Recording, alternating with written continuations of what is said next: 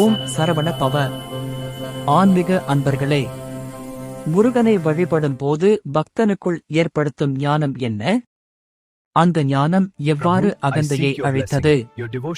அந்த ஞானத்தை பக்தர்களின் வாழ்க்கையில் எவ்வாறு நலன்களை கொண்டு வருகிறது என்பதை இந்த தகவலை நாள் 31 இல் குமரன் பக்தர்களின் அகந்தையை எவ்வாறு கரைத்து அவர்களை உள்ளார்ந்த அமைதியுடன் வாழ வழி நடத்துகிறார் என்பதை ஆழமான ஆன்மீக உணர்வோடு இந்த வீடியோவில் காணலாம். முருக வழிபாடு என்பது வெறும் பூஜையல்ல. பூஜையின் கூறப்படும் மந்திரங்கள் வெறும் மந்திரமல்ல. அது மனிதனுக்குள் உறங்கிக் கிடக்கும் ஞானத்தை எழுப்பும் ஒரு தெய்வீக சக்தியே. பக்தர்கள் முருகனை வழிபடும் போது அவனுக்குள் முதலில் அழிய வேண்டியது அகந்தையே. நான் என்ற எண்ணம், எனக்குத்தான் எல்லாம் தெரியும் என்ற பெருமை, என்னால்தான் எல்லாம் நடக்கிறது என்ற மயக்கம். இந்த அகந்தையை மெல்ல மெல்ல குமரன் கருணையோடு கரைத்து விடுகிறார். முருக வழிபாட்டில் பக்தன் பெறும் முதல் ஞானம் தாழ்மை.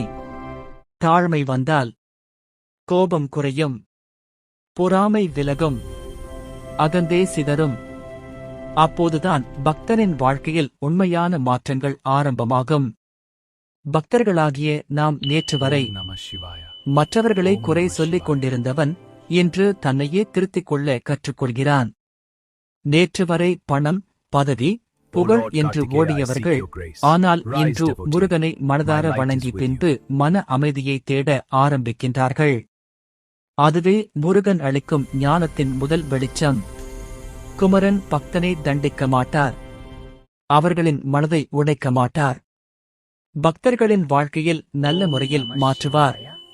பக்தர்கள் அகந்தை அழிந்த இடத்தில் முருகனின் அருள் பிறக்கும். அருள் பிறந்த இடத்தில் நலம் பெருகும்.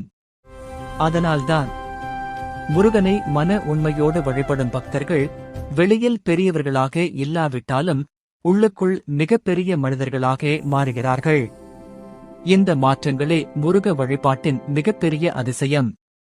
முருகனை வணங்கும் பக்தர்களுக்கு ஆசிர்வாதத்தையும் அவரின் ஞானத்தையும் வழங்கி அருளுவார். ஆகவே பக்தர்களே, நம் வாழும் வாழ்க்கையில் நம் மனதில் எழும் அகந்தைகளை அழிந்து முருகனின் வணங்கி அவரின் அருளை பெற்று நலமாக வாழ்வோம். எல்லாம் முருகனின் அருள். ஓம் சரவண பவ. இந்த வீடியோ உங்களுக்கு பிடித்திருந்தால் லைக், காமெண்ட், ஷேர் செய்யுங்கள்.